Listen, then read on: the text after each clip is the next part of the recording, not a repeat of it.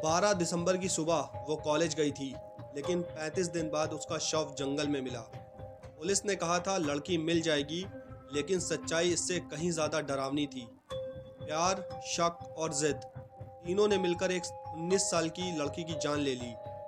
इस कहानी की शुरुआत होती है 12 दिसंबर 2023 को नवी मुंबई के रायगढ़ डिस्ट्रिक्ट से। रायगढ़ डिस्ट्रिक्ट के कलनबोली थाना क्षेत्र में रहने वाली 19 साल की वैष्णवी सुबह 10 बजे अपने कॉलेज के लिए जाती है। अक्सर वो कॉलेज से 6 बजे तक घर वापस आ जाती थी, लेकिन इस दिन यानी 12 दिसंबर 2023 को रात के 8 बज जाते हैं और वो अपने घर वापस नहीं आती। उसके घर में उसके माता पिता और उसका छोटा भाई होता है। वो बहुत ज़्यादा परेशान हो जाते हैं। इस लड़की के पिता स्कूल बस ड्राइविंग का काम करते थे, माँ हाउसवाइफ थी, बड़ी बहन दुबई में जॉब करती थी और घर में एक छोटा भाई था जिसकी उम्र 10 साल थी। अब तकरीबन 9 बज जाते हैं जब ये लड़की वैष्णवी वापस नहीं आती है, तो माँ इसके दोस्तों को फ़ोन करती, क्योंकि वैष्णवी का फ़ोन बंद है, वो बंद आ रहा था। उसके दोस्त वैष्णवी की माँ को बताते हैं कि वैष्णवी तो कॉलेज से 12 बजे के आसपास ही निकल गई थी और वो कहाँ गई हमें इसके बारे में कुछ नहीं पता। यहीं से वैष्णवी के परिवार वालों को कुछ गलत होने की आशंका होती। वो तुरंत कंबोली थाना क्षेत्र के पुलिस स्टेशन में जाते हैं और वहां जाकर वैष्णवी की मिसिंग रिपोर्ट दर्ज कराते हैं। पुलिस उन्हें आश्वासन देती है कि आपकी बेटी जल्द ही मिल जाएगी और उनकी एफआईआर नोट करके इस केस की जो छानबीन है वो शुरू कर दी जाती है। लेकिन यकीन मानिए, ये केस जितना सिंपल और सीधा दिखाई दे रहा है, इतना सिंपल है नहीं, क्योंकि इस केस में आगे इतने ज़्यादा ट्विस्ट एंड टर्न्स आने वाले हैं जिसे जानने के बाद पुलिस भी हैरान हो गई थी और यकीन मानिए आप भी हैरान हो जाएंगे। क्या था ये पूरा मामला, चलिए जानते हैं डिटेल से क्राइम 25 पे। अब पुलिस ने इस केस की एफआईआर करके इन्वेस्टिगेशन तो स्टार्ट कर दी थी, लेकिन पुलिस इस केस पर उस तरीके से काम नहीं कर रही थी जैसे उन्हें करना चाहिए था। पुलिस ने उस लड़की के दोस्तों से बातचीत की, उन्हें थाने बुलाकर इंटेरोगेट किया, उनके परिवार वालों से बातचीत की, लेकिन उन्हें वहां से कुछ भी ऐसा नहीं मिला जिससे कि शक उसके दोस्तों पर जाए। जिसके बाद कहीं ना कहीं पुलिस को ऐसा लग रहा था कि शायद वो लड़की अपने किसी बॉयफ्रेंड के साथ भाग गई है, इसलिए पुलिस इस पर सीरियसली बिल्कुल भी काम नहीं कर रही थी और ये बात वैष्णवी के घर वालों को अच्छे से समझ आ रही थी। इसी के चलते वैष्णवी के जो घर वाले हैं वो लगातार हाई कमांड तक अपनी गुहार लगा रहे थे और इसी के चलते ये मामला सोशल मीडिया और न्यूज़ मीडिया में हाईलाइट हो गया और धीरे धीरे इस मामले ने बहुत ही ज़्यादा तूल पकड़ लिया। अब क्योंकि मामला बड़े लेवल पर हाईलाइट हो चुका था, तो मुंबई पुलिस कमिश्नर तक ये मामला पहुंच गया और जैसे ही उन्हें इसकी खबर मिली, उन्होंने तुरंत इसके लिए एक स्पेशल टीम का गठन किया और वो स्पेशल टीम ने इसकी जो जांच है वो शुरू कर दी। अब 12 दिसंबर 2023 को वैष्णवी गायब हुई थी। 6 जनवरी 2024 को मुंबई के पुलिस कमिश्नर ने एक स्पेशल टीम का गठन किया था, यानी कि तकरीबन 3 हफ्तों के बाद जो है इस केस में सही तरीके से जांच शुरू हो गई थी। क्राइम ब्रांच की इस स्पेशल टीम ने सबसे पहले वैष्णवी के परिवार और उसके दोस्तों से बात करके वैष्णवी का पूरा पैटर्न नोटिस किया।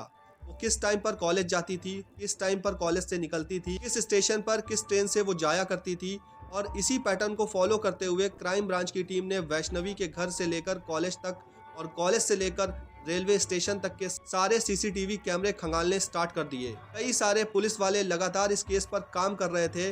अब जाकर इस केस के बारे में पहला क्लू ये मिला कि वैष्णवी उस दिन अपने कॉलेज से 11:30 के बाद निकली थी और वो सीसीटीवी में कैप्चर भी हो गई थी।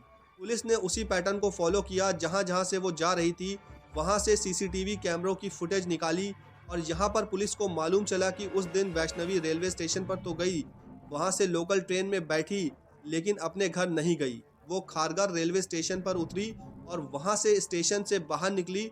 इसी पैटर्न को फॉलो करते हुए पुलिस ने खारगर रेलवे स्टेशन के बाहर के सीसीटीवी कैमरे जब खंगाले, तो यहाँ पर पुलिस को सबसे पहली सफलता मिली और वो ये थी कि वहाँ पर जो वैष्णवी है वो एक लड़के से मिली। अब ये लड़का कौन था और ये लड़का वैष्णवी के साथ कहाँ गया, उसके बारे में आगे आपको मालूम चलेगा। तो अब पुलिस के हाथ जो हिंट लगा था, इसी के आधार पर पुलिस ने अपनी इन्वेस्टिगेशन को आगे बढ़ाया।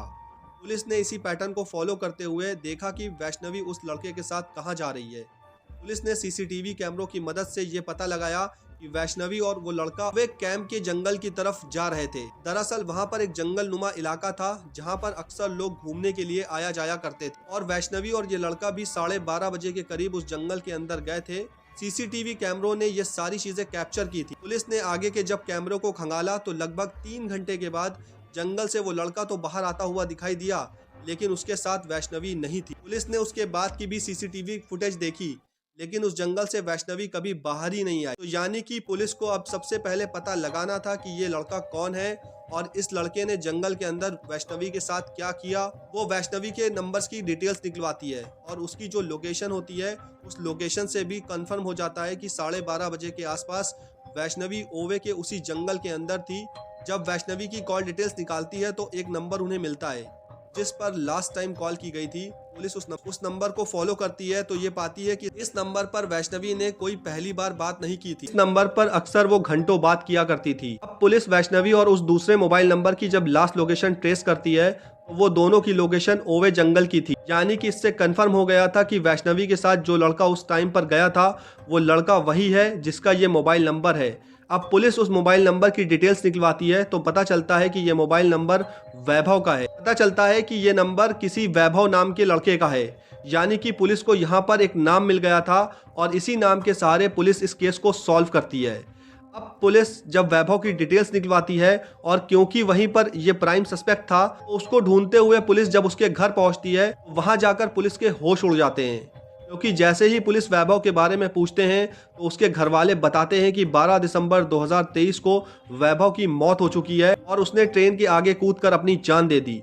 अब यहाँ से इस केस का जो पूरा एंगल है वो चेंज हो गया था, क्योंकि अभी तक जो प्राइम सस्पेक्ट था वो वैभव ही था। अब वैभव के बारे में जब छानबीन की जाती है तो मालूम चलता है कि वैभव वैष्णवी का बॉयफ्रेंड था। वैभव और वैष्णवी के रिश्ते के बारे में दोनों के घर वाले अच्छे से जानते थे और वैष्णवी के फादर पुलिस को बताते हैं कि वैभव पहले उनका पड़ोसी था और क्योंकि इन दोनों का लव अफेयर चल रहा था ये दोनों शादी करना चाहते थे, लेकिन दोनों के घर वालों ने उन्हें समझाया कि हम दोनों इंटर कास्ट हैं, यानी कि अदर कास्ट में शादी कभी नहीं हो सकती।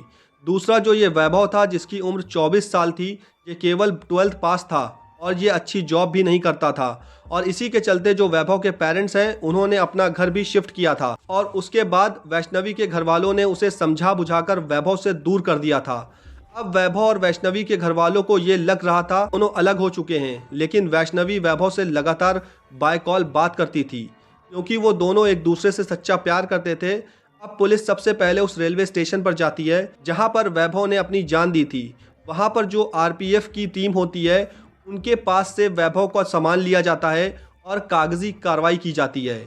उसी में वैभव का मोबाइल मिल जाता है। पुलिस किसी तरह से उसके लॉक को खुलवाती है और उसके बाद जब पुलिस छानबीन करती है तो एक नोट एप्लीकेशन में उन्हें एक नोट मिलता है जिस पर लिखा हुआ था कि वैष्णवी से बहुत प्यार करता है और वो उससे शादी भी करना चाहता था, लेकिन घर वालों ने उसकी शादी नहीं कराई और इसलिए उसने वैष्णवी की हत्या कर दी और उसकी हत्या करने के बाद मैं अपनी जान दे दूंगा और मैं भी वैष्णवी के पास चला जाऊंगा। साथ ही उसने ये भी लिखा था कि वैष्णवी की बॉडी ओवे कैंप जंगल में AO 1501 के पास पड़ी हुई है, यानी कि वैभव ने वैष्णवी की कत्ल करके अपनी जान दे दी थी और साथ ही एक हिंट भी दिया था जहां से पुलिस को वैष्णवी की डेड बॉडी मिल जाती है। अब पुलिस को ये जो कोड मिला था AO 1501, पुलिस इसके बारे में तलाश करना शुरू कर देती है। कोई क्लू नहीं मिलता है। लगातार वो वैष्णवी की बॉडी ढूंढ रहे थे, लेकिन 3 से 4 दिन बीत जाने के बाद उन्हें इस जंगल में वैष्णवी की बॉडी नहीं मिलती है और ऐसे ही करते करते 1 हफ्ते से ज़्यादा समय बीत जाता है। पुलिस 12-12 घंटे तक उसकी डेड बॉडी की तलाश कर रही थी, लेकिन पुलिस को वो डेड बॉडी नहीं मिल रही थी। अब एक दिन जो पुलिस कमिश्नर होते हैं मुंबई के, जब वो इस केस की जांच के लिए आते हैं, उस कोड AO 150 के बारे में उन्हें बताया जाता है तो वो तुरंत फॉरेस्ट डिपार्टमेंट के ऑफिसर्स को बुलाते हैं और उन्हें इस कोड के बारे में पूछते हैं, जिससे ये खुलासा होता है कि ये कोड कुछ और नहीं बल्कि इसी जंगल में लगे हुए पेड़ हैं और वहाँ फॉरेस्ट डिपार्टमेंट का एक कर्मचारी उन्हें एक दिशा में लेकर जाता है। थोड़ा चलने के बाद उन्हें एक पेड़ मिलता है जिसके ऊपर AO 150 लिखा हुआ था।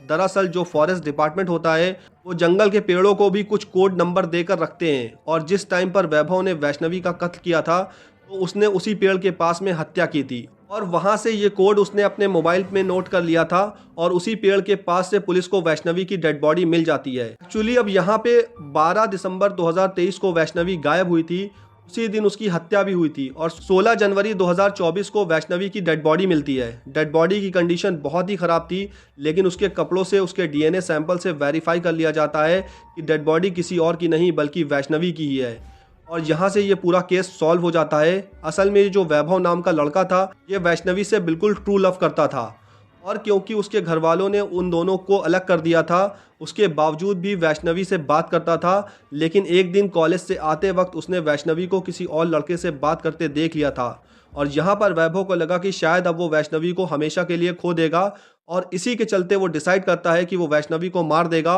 और साथ ही अपनी जान दे देगा ताकि दूसरी दुनिया में जाकर वो मिल सके। यानी कि यहाँ पे ये मामला पूरी तरह से एक ट्रू लव का था, जिसके बाद पुलिस इस केस को क्लोज कर देती है।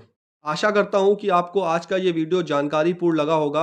अगर आपको इस वीडियो से कुछ भी सीखने को मिला हो तो हमें अपनी राय कमेंट में ज़रूर बताएं और अगर आपने अभी तक हमारे चैनल क्राइम 25 को सब्सक्राइब नहीं किया है तो जल्दी से जाकर कर लीजिए ताकि रियल क्राइम से जुड़ी हर जानकारी सबसे पहले आप तक पहुँच सके। Thank you so much.